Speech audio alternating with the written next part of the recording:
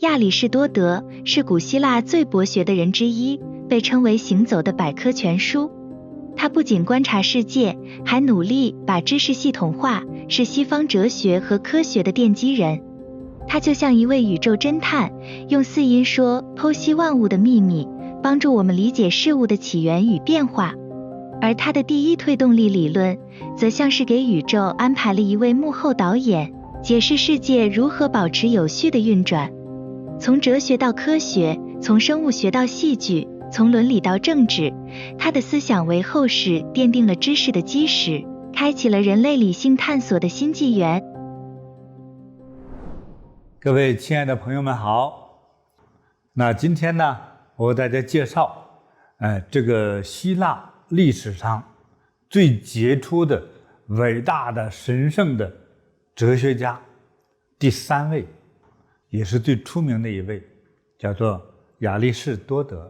那他的师爷呢是大名鼎鼎的苏格拉底，他的师傅就是柏拉图。那么现在讲到他，这是3代这个师徒的关系。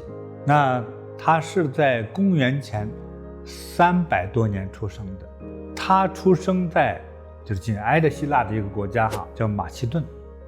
那么亚里士多德的父亲呢，是这个马其顿当时王国的这个宫廷御医他18岁的时候被他父亲送到了柏拉图的哲学学院来学习。那么从此之后一学就是20来年。他在42岁的时候，他担任了马其顿这个国王的儿子，也就是太子马其顿太子的老师。他本人来说，他就是古希腊时期的一个百科全书。他还是多门学科的开创者，他学科之中有天文学、地理学、地质学、气象学、物理学、生物学、动物学、解剖学、胚胎学，还有经济学、政治学，还有哲学，还有教育、伦理、心理、神学、美学、文学、诗歌、逻辑学。他除了教授这些学科，首先是他先研究透了这些学科，所以他是一个非常聪明智慧并且很全面的一位大学者、大导师。这个亚里士多德呢，非常尊重他的老师柏拉图以及他的师爷，但是呢，他和他的老师柏拉图呢，有些观念和研究上呢，是持有一些相反的一些理论概念。因此呢，他也留下了这样的话，他说：“我爱我师，但是我更爱真理。”我觉得这句话我特别佩服他。一个做人的一个道德标准如果你是一位研究者，你是一位学生，你是一位正义者，就应该这样，是吧？但是就算你的老师错的，你也能敢于去承认老师的错误，这只能说明说你更是一个有道德有修养的人。比如说他的老师说呢，他说人的这个知识和智慧这是与生俱来的，是你这个人呢在转世投胎之前，你的灵魂就已经学了。但是呢，他不这么认为，他说知识是学来的而且呢，他已经研究出了4个步骤，是吧？比如先去感觉，之后呢，自然就有了记忆，在重复之后呢，就有了经验，那么之后再总结变成知识。一旦变成了知识之后呢，好处是就可以进行普及的教育了。比如说他如果说种苹果来讲的话，他就通过这样一个观察认识的研究之后他可以有计划的种植他所期望的苹果和品种可以让更多的农民学到种苹果的这个技能但是如果你没有这些经验，没有这样的观察和经验的话呢，你可能种苹果这个也许你没法去教对方。那师傅这个亚里士多德他有一本特别重要的哲学著作叫做《形而上学》。他研究的就是物质世界背后的原因，物质为什么存在，存在的本质是什么。那他呢就试图去分析和理解任何一个事物产生都有哪些原因啊，他就推出了他的4因说，就是任何一件事情的产生啊，他说都有4个重要的原因组成的。第一个就是材料因，就是这个事物是用什么材料做的。那接着就是形式因，就是这个事物的形状啊，描述它的形状和结构的。第3个呢就是动力因，就是这个事物是怎么产生的。那这个桌子可能是一个木匠来做的，那木匠就是它的动力因。第4就是目的因，就是这个事物产生的目的是什么。那桌子我们知道，制造一个桌子很有可能是放东西啊，摆东西啊。如果每一项事物你去分析和研究，都能找到这个事物的4个原因啊。这就是亚里士多德的4因说。就是 A 事物的产生有一个 B 的原因， B 的这个原因背后又有一个 C 的原因在推动它。他就说这样一起穷尽下去呢，如果没有一个终极原因推动的话，这个事情就没解法了，它就没法解释了。所以他说这个终极原因就一定是叫第一推动力，不依赖于任何东西推动的第一推动者。第一推动者是谁呀？对，这是一个很好的问题。这个第一推动者、第一推动力是谁呢？所以神学家我相信就会借他的话说，看这是我们的神，是吧？但是我觉得，我是学佛的哈，从中国的哲学到佛门的哲学，都说这是神给的。谁觉得神给的这个答案呢？是由业给的，也可以说这叫业是第一推动力，而不是神。就比如说命运来说哈，比如这个姑娘将来找一个富有的好的老公，而且你的婚姻也很幸福，有这样一个好的婚姻，是因为你有功德嘛，而业少，对不对？但是功德和罪孽可以统称为业，所以业中分善恶，就是这样。当你的善业比较多，就是功德比较多，所以你才找了个好老公，将来很富有。那这个人的命运的准确是因为业而带来的。你像有一些这个都是能结合起来，就是看一件小事情和一个大事情是结合的比如看你的手相有时候学的比较精通的人看看之后说你将来比如说姑娘家吧，你嫁一个老公是什么样的长相、职业、个性、寿命，还有和你婚姻的这个时间都能给你看出来，就都这个讯号都在你自己的手上。我们说这个成功与努力之间的关系比如说成为就是世界级的和国家级的第一高手的时候，这个我不能否定他的努力，但是成为前第10名、前100名的都努力了，但是在关键的时候他胳膊疼、头痛、眼睛发昏、看不见球，那么那一刹那的那种变化是谁造成的呢？是由业或者由命造成的。那师父，那个亚里士多德他是个百科全书嘛，然后在他之前呢，其实就是人们对于哲学的概念还是比较朦胧、比较笼统的。然后他通过他的那个学习还有研究，就把他哲学分成3大类。那第一大类呢，就是理论性的科学，比方说我们的现在所认为的数学自然科学包括他后来形而上学，就是哲学的这一部分理论。然后第二类呢，他还认为说这些哲学的概念可以应用到我们生活很多部分的一些方面，比方说社会学、伦理学、政治学。然后第3类哲学呢，就是一些创造性的哲学，比方说写歌写诗写作之类的。这样就更加明确了是所以哲学还是很实用的。是，还真是那师父，这个亚里士多德呀，他关于伦理也有一番很重要的论述他认为就是做一个好人，我们就要培养美德。那他说的美德呢，包含了勇敢，还包含节制节制要过简朴的生活，还包含正义善良这些概念。他特别强调呢中庸之道。对，他说在行为和情感上我们一定要找到一个适当的中间状态，过度和不足都是不好的。这有点像煮饭火小了呢就生，火大了呢就糊了哎，对，所以对事情的看法与处理也是这样子。虽然明白哈，所以但是你那个去使用的这个火候就是至关重要的。如果不持中的话呢，通常我们理解为就是比较极端的，比如他的行为和个性比较极端，那么极端的也容易引发极端的这种严重的问题。对，比如说我特别善于去作战，那我极端的总是在民间抓士兵，是吧？最后男青年都给杀光了，是吧？这个极端了。要不就是我太热爱和平了，太热爱和平的国家是不能存在的，对不对？因为你懒得打仗嘛。保卫自己。但是别人爱打仗的人不一定理解你不爱打仗，是说你懦弱，是吧？既然你不打，那你不打我，我打你，就是这样。这一点来说，有点像我们中国的调理疾病那个哲学概念哈，叫阴阳平衡。所以经常说，哎呀不行，我这两天上火了，得喝点凉茶，是吧？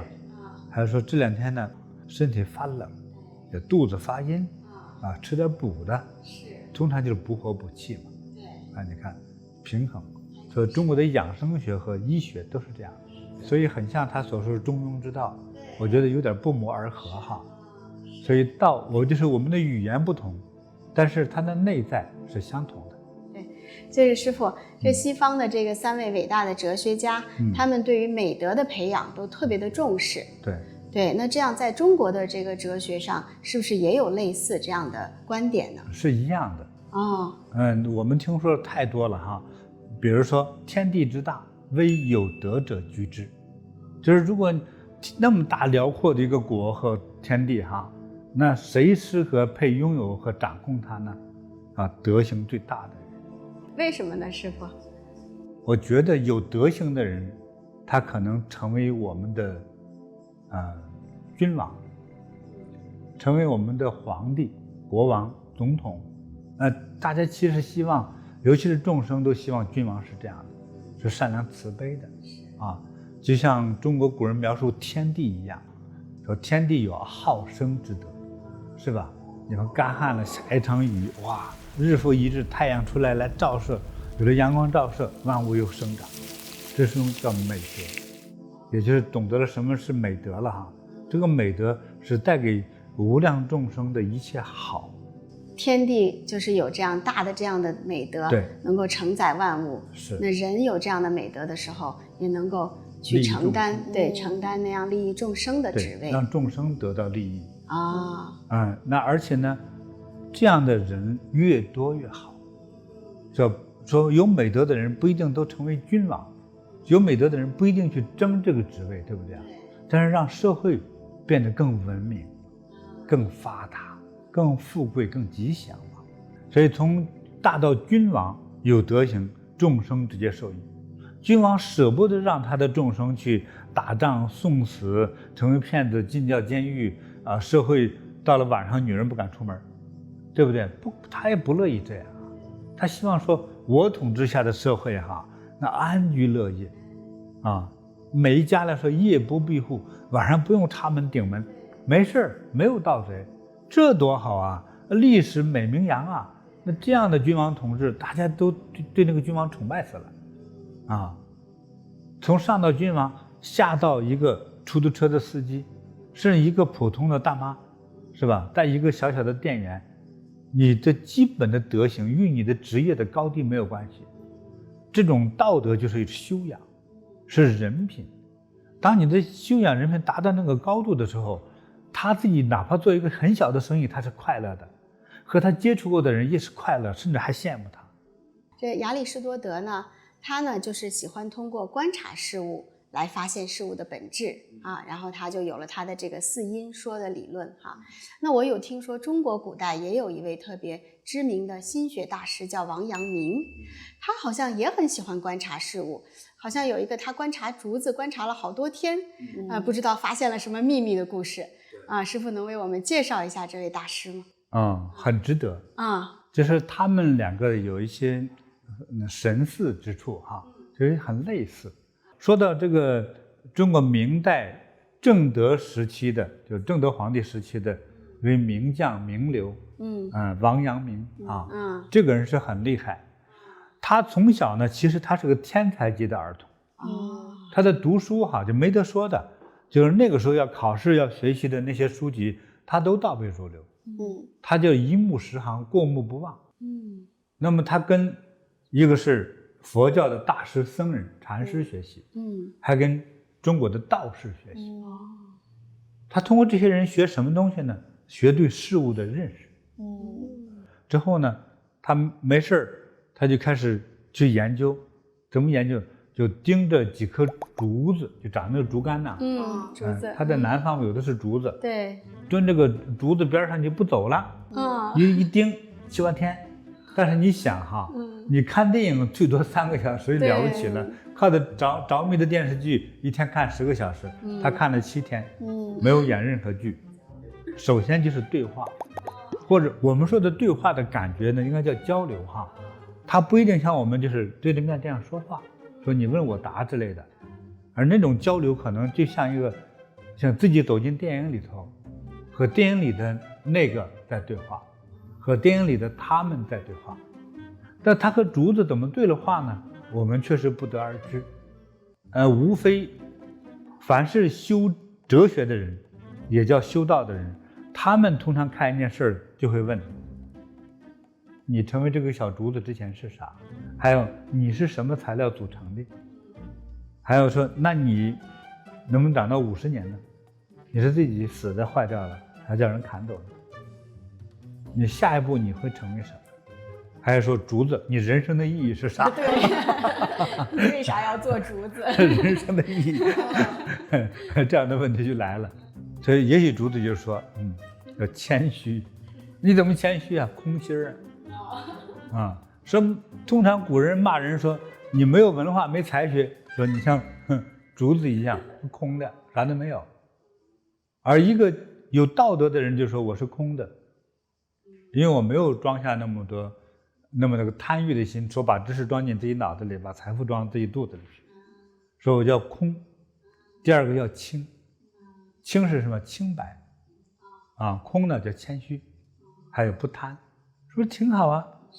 所以你光一个，你看咱们光说这个竹子已经说出多少种可分析的内容来了。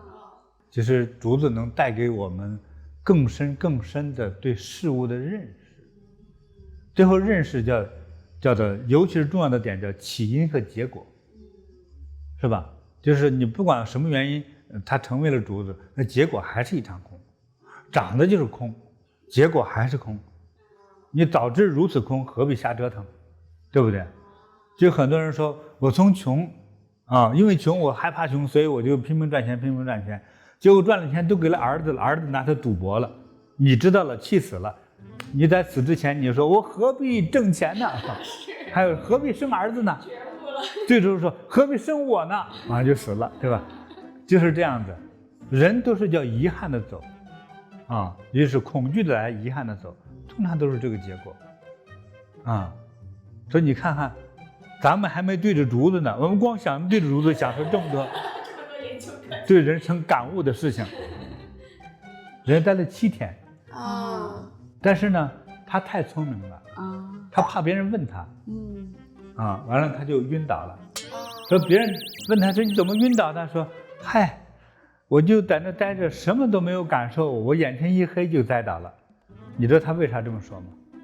他不想说真的，就是别问我，对，我不想说别问我是谁别问我问题别问我发现了什么对不对？所以他找了个托词，说了个谎你不用问了吧所以别人都传说嗨，这傻子对着竹子蹲了7天，最后说眼前一黑昏倒了还有这种傻子吗？他真的那么傻吗？他对一个就不能开口说话的竹子他能谈7天，所以他揣摩人心达到什么程度呢？就你不用开口说话，我一看你的感觉，我已经掌握了你的心理动态了因此他多牛多厉害呢？咱看看他下头平息一场战乱这件事儿来说说看，他对人心的了解在那个朝代呢，他经过这个慢慢排队和工作努力呢，就他成了一个可以管理军队的这样一个官员就是中央级官员但平时手里并没有兵。当时呢，这个正德皇帝呢，那个时代就是正德时期嘛，明代正德，正德皇帝呢派他去福建，去平叛，就总是有土匪闹事儿剿匪去了，去剿匪对，所以在剿匪的这过程之中呢，就路过呢，就现在的江西南昌。结果到南昌附近，听说大事不好。这个南昌这个地方住着一个王爷。这个时候就是江西南昌有被封王的王叫宁王，他的王的名号叫宁，安宁的宁。宁王。宁王造反，他早就觉得，现在的皇帝那小屁孩，比如说对我来说他是侄子辈儿，他爸缺心眼儿，他更缺心眼儿，他妈是什么什么，反正就说了一些非常的不尊重的话。他暗地里的话就是收集了很多这些年轻的男子成为他的士兵，达到10万人之多。所以有一天，当他和地方官矛盾激发的差不多了，因为地方官他那里有，比如说有县长，有督府之类的，有真正的政府在这里办公的官员，和他产生了语言上的冲突，他呢一生气，拿刀就把对方捅死。因为这个皇帝受命的这个地方的管理官，比如说省长，是你这个王爷没权利杀的，要杀他要经过皇帝正式的批准，得押回北京才可以的。他没有权利，如果你要杀了他，你就是造反。他连杀了2个皇帝任命的地方官，而且直接举旗子反了。幸亏那时候没有无线电，皇帝也不知道，那个造反的速度很快，所以王阳明路过这儿，立刻就听说昨天他杀了2个政府官员，高级官员比如省长、副省长这个级别的。他是路过，我也说不管吧，我溜走也不是不可以，因为皇帝让我去福建，不是让我到江西啊，我装不知道这个事儿啊。但是他觉得我吃皇粮，我就得给皇帝办事儿。他也造了反的话，说打进北京的话，我们现在官都没得当了。所以那个时候他并没有更多的特权，他还是用聪明的手段，把地方的官员家的保镖壮丁壮劳力县衙里头那些抓人的衙役就是警察，这乱七八糟组合起来，好不容易凑了3万人，3万人对10万人，怎么打呀？这不是你一个打人3个，你不找死吗？这肯定不行，对不对？所以他是怎么打的呢？当弄了3万军之后，派一个高级助手，赶快训练我手下3万兵马，怎么打仗，怎么跟我配合。那么他自己呢，开始分析将要消灭的这个造反的宁王。宁王接下来他要揣摩宁王接下来会有哪些招数会施展出来。他就分析，可能最高的上策就是带10万大军直打北京。那走到北京跑步也得需要半个月，反正也没那么快。这个宁王造反第2个计策就可能会直接攻打南京，让他和北京之间产生对峙，这样他消灭不了北京啊。最下策说，我哪都不去，我就据守南昌城，我在南昌宣布独立，我新大明国或者南大明国发生了，就建立了，都是有可能。所以这个都是有可能的3个策略。这他开始叫分析揣摩，所以他研究的心学是什么呢？心理学。如果说前2个策略，宁王去执行前2个策略的话第一个直打北京，第2个直打南京，这个可能对于大明朝来说是危险的如果他占据了，如果去打到北京呢，如果北京抵抗不了呢，等于大明皇帝就得换了人了，而且是造反换的，这个对于国家是很不吉祥的。那么第2个呢，他据守了南京之后呢，和北京对立第2大不吉祥。因此呢，王阳明就决定呢，我要用方法把他迁到南昌，别让他动窝。只有在南昌不动，他对大明朝的伤害是最少的。所以接下来他开始用招了，都不是打仗的招但是用于了战争。他就派人到处散消息，就说闲话，就说哎呀，最近呢皇帝调动几10万大军都来赶赴南昌来了，就来围来了，几十万呢，说的越大越好，几百万也有可能啊。那么第二招呢，他故意呢，就是派人呢拿着调兵的公文去南昌，而且故意让把这个假公文落到宁王手里头，这不是容易吗？这时候宁王造反已经把这个南昌不是已经都占领了吗？对。所以呢，找这么一个看似间谍的人，带着这个假的这么个调兵函，就是让他们故意逮住太容易了。结果这个东西就真让宁王就得到了。那他在用这个方法之前，他旁边也有参谋啊。参谋就说：“哎，你这样，你弄这个消息，宁王会信吗？宁王不知道你这是假消息吗？”他说：“他就是不相信的话，他也会起疑心的。”他说：“万一这封信是真的呢？你看，比如从你直接造反要杀人，说给你放了个讯息，你不敢杀人，而这个就是消息，没有真实的事儿。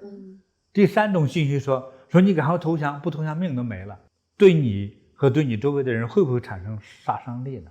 都是杀伤力。但是用的成本是什么呢？就说闲话放消息。是。果然，宁王就中计了，就开始疑神疑鬼。”决定说，我不能出发了。他原来就是一定要北上嘛，不打南京就打北京。但放这个消息一说，哇，朝廷几十万大军往这跑，那调兵的公文都看到了，这肯定假不了。说走到半路被他们给堵了，打了多麻烦啊！你这攻城不如守城啊。是。你这守城，你首先有城墙啊、碉堡啊、那个沟渠啊，是吧？来挡着，这守的人是比较沾光。这通常是1比10，它这个比例比如我有1000，我打1万，但是我1000人是守城的，攻城的是1万人，最多打个平手，就是这样。所以守城的是划算的。所以宁王一听，哇，这个皇帝派几十万大军来这包围来了，说宁可信其有，我不要轻易出动，我还是不挪窝，安全。这个地方又是我的封地，这里老百姓都听我的，我还是不出去。接下来呢？这个王阳明又开始进行下一步。王阳明集结了所有的部队，因为他这个时候也真的去调动，可以调动的周围地区所有的兵，还听朝廷话的兵，可能人数就增加了结果最终呢在双方在这个鄱阳湖进行最后的决战。鄱阳湖是历史上所有大战争之中，鄱阳湖永远都是最苦最惨的战争的地方，一个最惨的战场。当两边士兵的数量还有悬殊，造反派10万，王阳明这边可能5万左右的时候，自己的兵少，但是也要我不用打仗杀人的方式，我也让宁王的这些下面的士兵失去战斗力。他就让他的官兵快速的雕刻制作，叫你这皇帝过去发给特别大战功的人叫免死金牌。他呢知道，因为他在那个时代大家相信免死金牌这概念，所以他派人做了10万只免死木牌。结果呢都是宁王那个造反兵那个士兵去捡到赶快藏到怀里头藏起来，说你逮住我之后别杀我，我有免死金牌。是，就是这样。那你都怕我杀你，你对我还有战斗力吗？没有呀。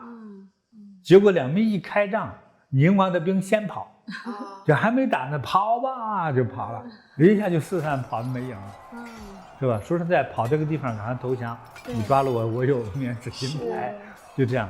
所以一下就把这个宁王的这个兵就全部打败了。就是还没有杀几个人，他们都输了。第二天，毕竟还有一批忠诚宁王的人，敢死队，他把这个敢死队里头精选更年轻、更狠的、更忠诚的年轻的敢死队。就在双方打起来之后，王阳明就命人竖了一面大旗，上面写着“宁王已被擒”，说宁王已经被绑住了，被我们捉住了。他这一看，就只能相信其有其实这时候他没有捉住宁王，就拿着个大旗，对方一看是头都被捉了，我们还打什么呀？你投降吧，就全都投降了，都给绑回去了。但是把宁王和他家人要绑回北京，让由皇帝处理。他这个符合当时的政治和法律的程序，就把这个宁王和家属绑回北京去了。最后宁王被杀头，他总共用了43天就把叛军消灭了。就是王阳明一共这边没死几个兵，对，全是用的方法，全是研究的心理学，是就把这个10万大兵的宁王他已经想造反10几年了，他对人心的揣摩和所有的这种叫做战争谋略相比的话，他是最高的。是，后来王阳明还教了一群徒弟呢。那些徒弟出来之后要么是治国能臣，要不是作战名将，都是这个级别的。我说通过研究一个物，一个东西，就是通过研究一个东西和一个事件，往往就能看透生死，看透起因和结果。王阳明有没有看透宁王的结果呢？看透了，已经看透了。王阳明说：“我灭你，就是时间问题而已。”是。王阳明通过观察事物，了解人心人性，了解社会。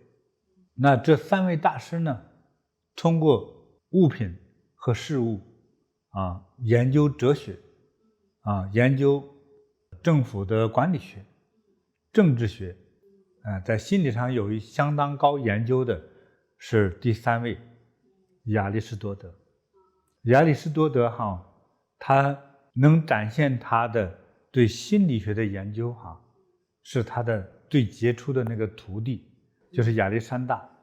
亚历山大接了班成为皇帝之后，去征服整个欧洲的时候，用的还是心理学。亚里士多德他毕竟是一个学问家，一位这个知识广博的教授，是一位当时的大学校长，就是一位得道高人了。他不会领兵去打仗，可是他对心理和战争还有政治等哲学的研究呢，从他最杰出的学生，我们就发现这位大师对这些学问的研究达到了炉火纯青的程度。比如说他的优秀学生亚历山大大皇帝，亚历山大他只是一个欧洲的小国马其顿的一个新国王的时候，他用了5、6年时间征服世界。他的军事造诣全来源于他的老师，就是心理学的研究。所以他在这个打仗的时候，永远都是让他的对手想不到的方法和招数。所以他在一生的征战之中，从来没有失败过。如果你是一位得道的人确切说你做什么都比普通人做得好多了。所以你成为一个军事家，成为一个皇帝，成为艺术家，你不想出名都很困难。你肯定是出类拔萃的人，因为你看透了这个世界。我们听完前头3位哲学圣人大师的他们的故事和人生我想我们每个人可能有机会多听多看几遍，可能受益是多方面的。因为哲学会应用于我们人生的方方面面。那还有一点呢，是我们每一个人都可以学习也可以做到的。比如说就是反省和总结自己。苏格拉底说呢，做人要学会反省与总结自己中国的老圣人曾子也说一日3省吾身，同样都在那个年代他说你最好一天有3次来醒悟思考一下，总结一下自己，我今天哪些事做得对做得错。你看穆斯林教也是世界上大宗教之一那些不是一日3次，是一日5次进行祷告，他要忏悔，忏悔就是想我今天干了些什么，是吧？错的我要改对，每一次不用多久7、8分钟就够了。所以如果我们每天有1次也多好呀，每天1次，让你今天的罪过不要留到明天了。那但是我们多少人说20、30年或50年来什么时候反省过自己很多人一辈子没反省过自己。如果你也没有宗教信仰也没有总结和反省过自己那我去倡导一下呢，我们每一周就是每一个礼拜，你自己选1天当中至少有半天来进行反省自己。那这半天什么都不要做，把自己关到屋里，或者找个最安静的地方，不被人打扰的地方，好好思考反省自己。当然你也可以做一些笔记。苏格拉底说的，说如果你的人生就没有过反省与思考的话呢，你的人生确实有点胡扯。因为都对错方向都不懂的话，哪来还有什么正确？我衷心的期望大家能和我一样，去好好用心去解读这3位大师的心灵。如果对你有所启发的话，希望你呢把它记录下来。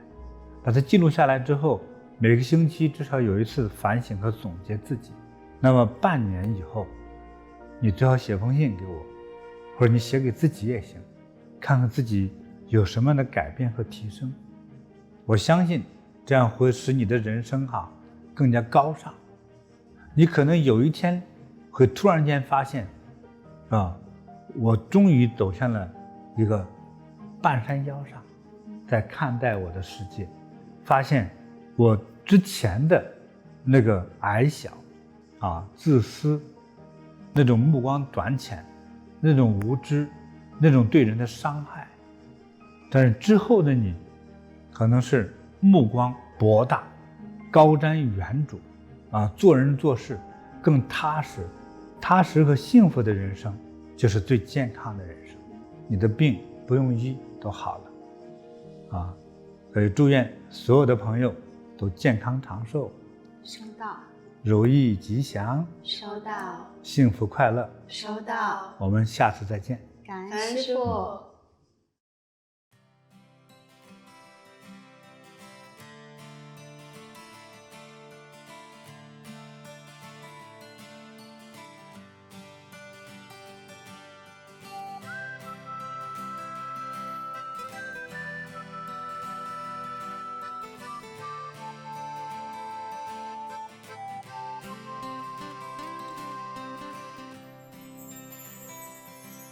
在茫茫人海之中，让我与您相遇。小小的红点里，人生就此欢喜。我快乐了，我健康了，我幸福了，我美丽了。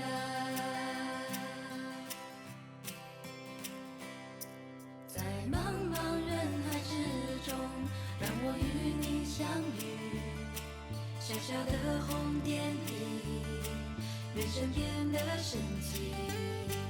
我智慧了，